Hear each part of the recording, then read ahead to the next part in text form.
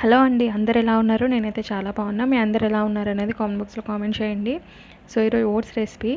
Weight loss అవ్వాలి, protein rich, fibre rich food కోసం చూస్తున్నాము అనుకునే వాళ్ళకి ఇది one of the best recipe. So తప్పకుండా ట్రై చేసి ఎలా వచ్చింది, ఎలా ఉంది అనేది కామెంట్ బాక్స్లో కామెంట్ చేయండి.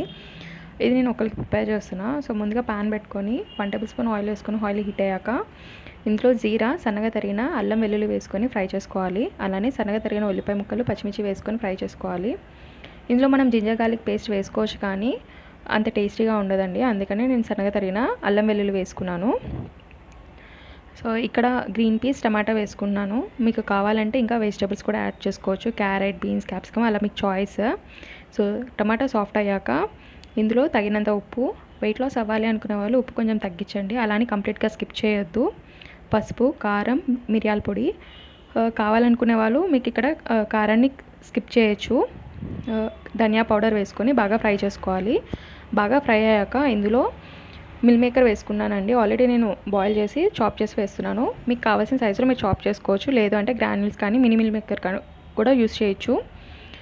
మిల్ మేకర్కి మంచిగా మసాలా పట్టడం కోసం 2 to 3 table spoons of water వేసుకున్నాను. సో మసాలా అంతా మిల్ మేకర్కి బాగా పడుతుంది.